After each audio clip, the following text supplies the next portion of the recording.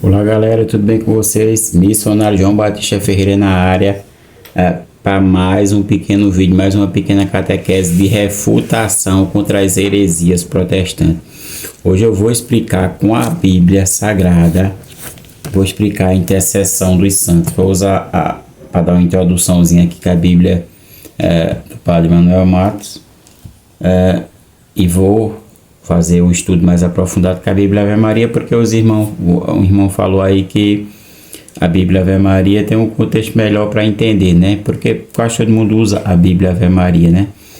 Olha, você vai ver como é que é a cabeça de um pseudo pastor. Um pobre, não tem estudo, teologia nem filosofia, não entende nada sobre a questão, mas passa um mês dentro da igreja, passa 2, passa 3 dentro da igreja protestante. Daqui a pouco os que tomam de conta daquela situação vê que ele é uma pessoa desenrolada, extrovertida e colocam para ser um pastor, né? Aí fica um pastor totalmente sem estudo algum. Isso é uma das piores coisas que tem dentro do protestantismo, uma das piores. Eu me denominar pastor sem estudo algum é algo horroroso. Mas vamos entender o que é que essa criatura falou. E muitos católicos também pensam dessa maneira. Essa catequese vai ser muito boa. Uma pequena formação sobre a intercessão dos santos. Escute bem o que essa pobre criatura falou. É um pseudo pastor protestante. Pedir a intercessão de São Pio de Pietrelcina e Nossa Senhora de Anguera em mais um bom vídeo. Olha, vai compartilhando com o irmão, irmã, tio, tia, pai, mãe. Vai levando para os grupos de apologética, vai levando para os grupos que que são movimentados por católicos, e também pode compartilhar para seus parentes que são crentes. Aqui também não tem problema não, porque quando eles vêm comentar no canal, se vem de uma maneira legal, eu debato, converso, argumento. Se vem de uma maneira meio sem nexo, eu vou bloqueando, né? Mas tem uns que eu ainda converso. Vamos embora, vamos escutar o que esse pastor falou aqui, ó. Preste atenção, esse pseudo pastor falou.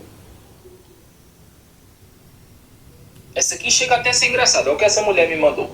Evangélicos inúteis. Se não fosse por Maria, vocês nem teriam Jesus. Maria foi um instrumento tão bonito na mão de Deus. Maria foi esplêndida, maravilhosa. Maria foi uma mulher excelente. O problema é que vocês estragam a história de Maria, querendo adicionar fatos e acontecimentos, coisas que nunca aconteceram. Aonde vocês viram na Bíblia que alguém ajoelhou para Maria, alguém clamou por um milagre de Maria? Aonde? Os católicos acham que funciona assim. Eu sou um simples servo, né? Aí eu vou orar. Jesus, por favor, Jesus, me ajuda, Senhor, no milagre que eu tô te pedindo, por favor. O senhor não vai me ajudar, não? Então eu vou contar pra sua mãe. Pera aí. Mamãe Maria, por favor, fala com seu filho. Ele não me ouve, por favor, mamãe Maria, fala com Jesus. Aí como o fiel contou pra mamãe, aí a mamãe vai brigar com o filho. Aí o seu milagre vai acontecer. Ó, meu filho, por que você não atendeu o pedido de João? João tá orando desde ontem, você não atendeu. Olha, eu te dei mamar, então respeite a minha autoridade aqui nesse céu. Vai lá e conceda o milagre pro menino. Aí Jesus, tá bom, mamãe, desculpa, eu vou lá atender o João. Meu filho, para de ser besta. Maria não pode escutar não, meu filho. Eu vou explicar pela última vez. O onisciente é só Jesus, o Espírito Santo e Deus. Só a Trindade, tá bom? Maria não faz parte da Trindade. Não é um quarteto fantástico, é só a Trindade. Então para de ser besta, meu filho. Jesus é único e suficiente. Suficiente para te ouvir, suficiente para interceder entre você e Deus e suficiente para realizar o teu milagre. Pô, coitado. Vocês viram como eles começam? Eles começam falando sobre... falando direitinho, bonitinho, depois eles vão, sortam uma ruma de coisas totalmente antibíblico e sem noção. Por que o protestante não acredita na intercessão dos santos? Porque ele acredita que os santos estão mortos, dormindo, né? Se a gente for pesquisar uma pesquisa rápida aqui, porque muitos aí, quando o cara vai falar sobre a intercessão de santos, muitos cavalinhos vêm dizendo: santo só Deus, santo só...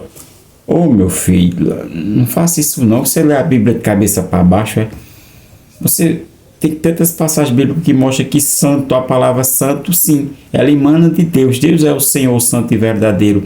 Mas tudo que Deus toca, santifica. Se Deus toca a terra, como tocou a sarça lá no Êxodo 3, com Moisés, pode caçar lá no capítulo 3 do livro do Êxodo.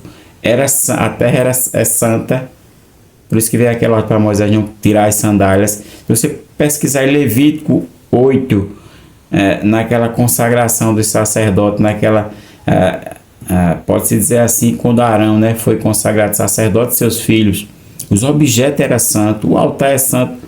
Meu filho, João Batista no capítulo 6 de São Marcos, versículo 20, santos, os profetas santos, o povo de Deus é convidado a ser santo, são chamados de santo.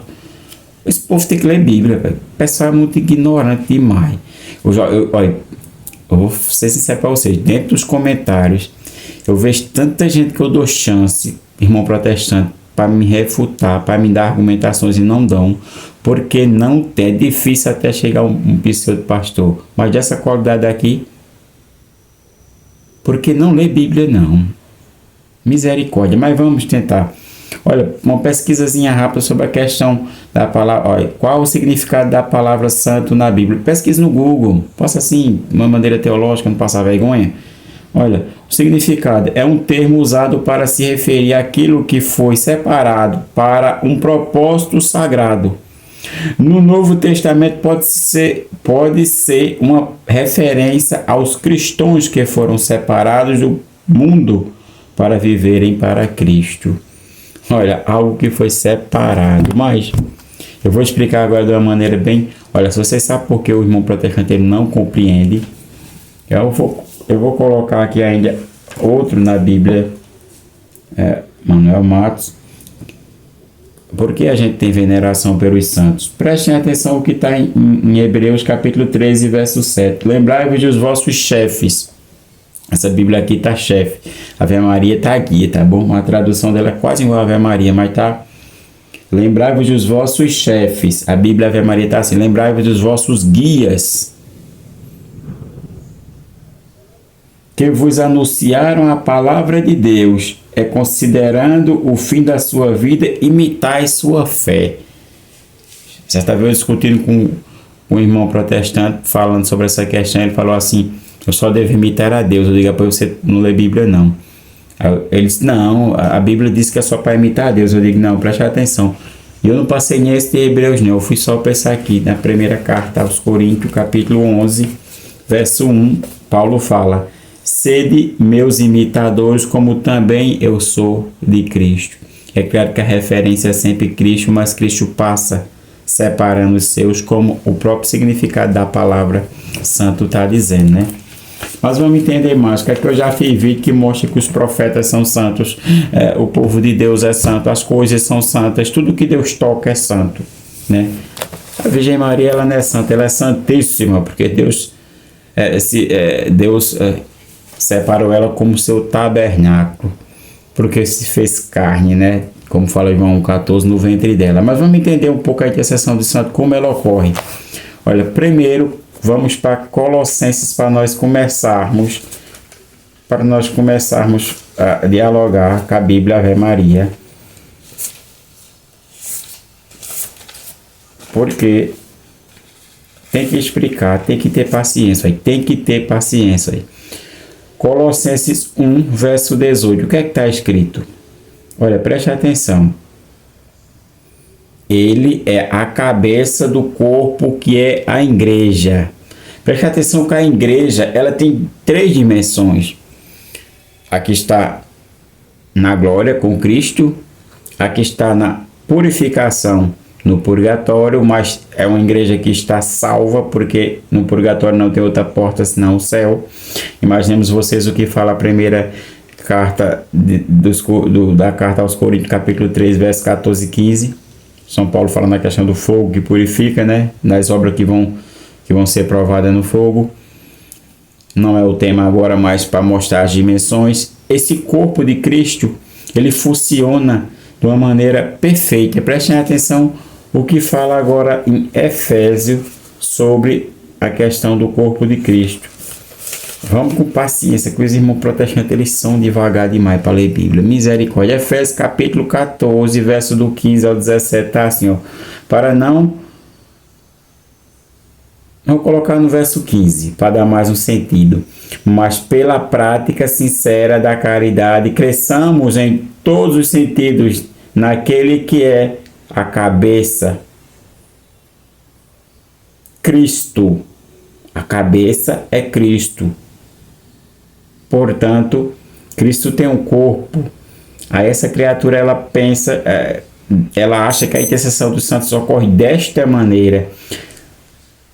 A intercessão dos santos tem um único, né?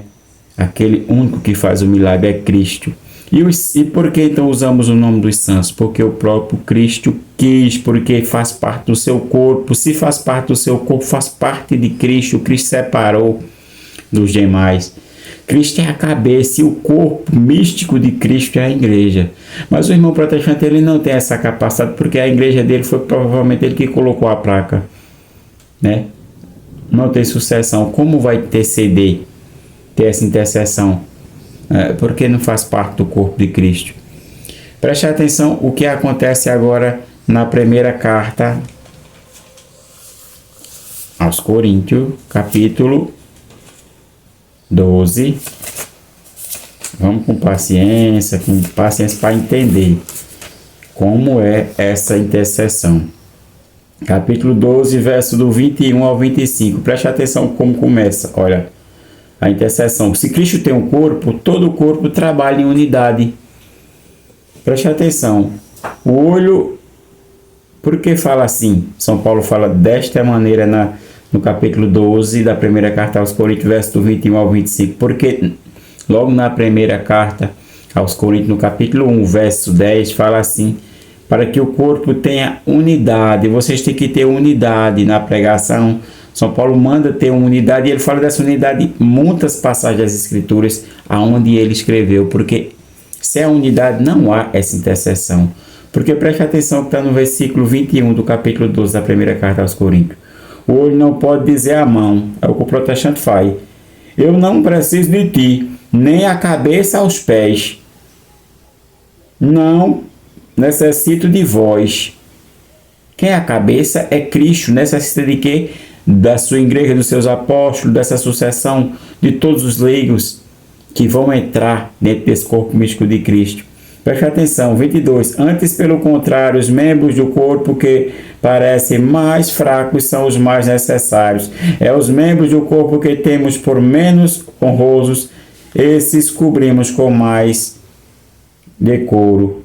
Os que em nós são menos decentes, recantamo-los com maior empenho, ao passo que os membros decentes não reclamam tal cuidado. Deus dispôs o corpo de tal modo que deu maior honra aos membros que não a têm, para que não haja dissensões no corpo, que os membros tenham o mesmo cuidado uns para com os outros. Aqui São Paulo está falando uma intercessão, uma unidade dentro desse corpo de Cristo. Tem que ter unidade, tem que ser apenas uma igreja, né? Vamos meditar um pouco mais a palavra em Colossenses. O que é que Colossenses tem para nos dizer? No capítulo 2, verso 19, para nós começarmos a entender essa engenharia. Olha, não se mantém unida a cabeça, da qual todo o corpo, pela união, não se mantém unida a cabeça, da qual todo o corpo, pela a união das juntas articulações, se alimenta e cresce conforme o crescimento disposto por Deus. Prestem atenção que aqui já está deixando bem claro esta situação. O corpo de Cristo ele é conectado, ele é ligado. E como é que se conecta no corpo de Cristo? Primeira carta aos Coríntios, capítulo 12, voltamos para lá novamente, verso do 12 ao 13, fala: porque como o corpo é um todo, com muitos membros, todos os membros do corpo, embora muitos formam um só corpo, assim também Cristo é um só Espírito. Fomos batizados todos nós para formar um só corpo, judeus ou gregos, escravos ou livres, todos fomos impregnados no mesmo Espírito. Assim, o corpo não consiste em um só membro, mas em muitos. Prestem atenção como São Paulo fala desta maneira bem clara, né? No mesmo capítulo 12, verso do 6 ao 7, tá assim, ó, da primeira carta aos Coríntios.